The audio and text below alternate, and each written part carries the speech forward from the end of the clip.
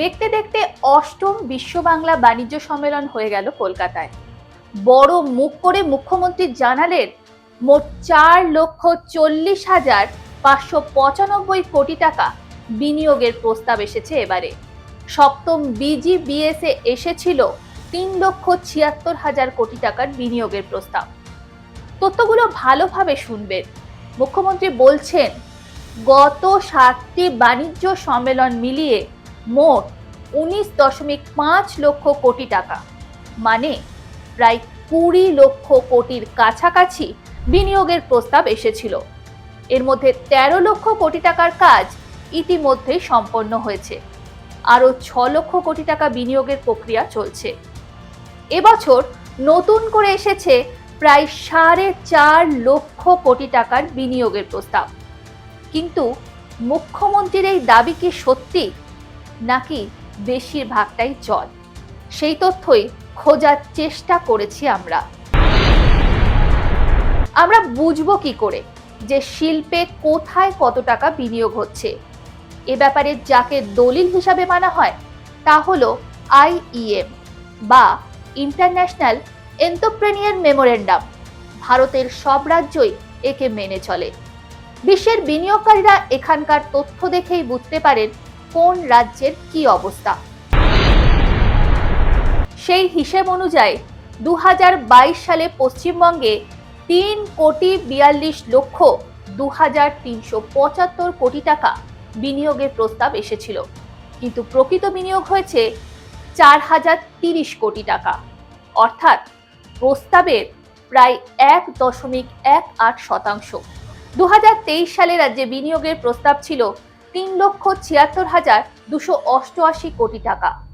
প্রকৃত বিনিয়োগ হয় 10,510 কোটি টাকা, যা ঘোষিত বিনিয়োগের 2.8%। বাস্তব তথ্যটা এখানেই পরিষ্কার হয়ে যাচ্ছে। মুখ্যমন্ত্রী যা দাবি করছেন সেখানে কতটা জল মেশানো।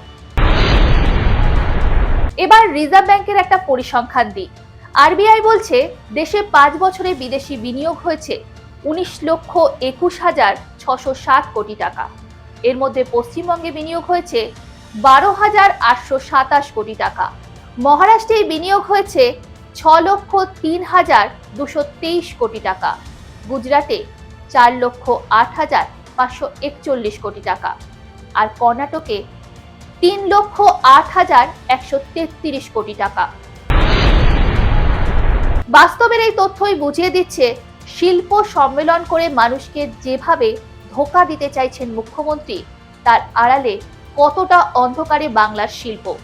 মুখ্যমন্ত্রী যা দাবি করছেন তার 99%ই জল, আর তাই মমতাকে কটাক্ষ করতে ছাড়ছে না বিজেপি। যে 19.5 লক্ষ কোটি টাকার সপ্তম BGBS পর্যন্ত নাকি মৌসুমী হয়ে গেছে, শিল্প আসতে শুরু করেছে।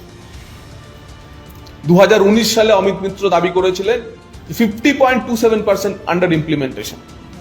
আজকে মাননীয় জানিয়ে দিলেন যে 19.5 লক্ষর মধ্যে নাকি 13 লক্ষ কোটি টাকা বিনিয়োগ অলরেডি হয়ে গেছে।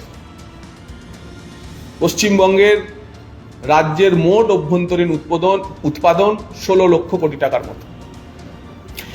মোট অভ্যন্তরীণ উৎপাদন 16 লক্ষ কোটি টাকা, 10 বছরে যদি 13 লক্ষ কোটি টাকার বিনিয়োগই হয়ে যায়, তাহলে স্টেটের GDP যে হারে বাড়ার কথা সেই হারে বেড়েছে কি?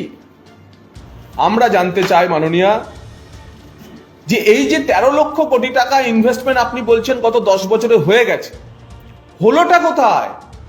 কে দেখলো? আপনি শিল্প উন্নয়ন নিগমকে বলুন যে কারা, এটা তো আপনার সাফল্যের গাথা। 7 তারিখ আগামীকাল বাজেট আছে, সেই বাজেটে পেশ করুন বাজেট ডকুমেন্টের সঙ্গে এই 13 লক্ষ কোটি টাকা ইনভেস্টমেন্টের চ্যালেঞ্জ। এটাও আগামীকাল রাজ্য বাজেটে এই 13 লক্ষ কোটি টাকার যে বিনিয়োগ আপনি বললেন ইতিমধ্যেই হয়ে গেছে, তার লিস্ট সূচি প্রকাশ করুন। বিজেপির মতে মমতা ও তার উপদেষ্টা অমিত মিত্র যা তুলে ধরছেন তা জটিল প্রতারণার নাটক, বাংলার মানুষকে ভুল বোঝানোর ছল। রাজনীতির এই কচকচানির মধ্যে না গিয়ে বাস্তবের ছবিটা তুলে ধরার চেষ্টা করলাম আমরা। আপনাদের কিছু ভুল মনে হলে কমেন্ট করে জানাতে পারেন আমাদের।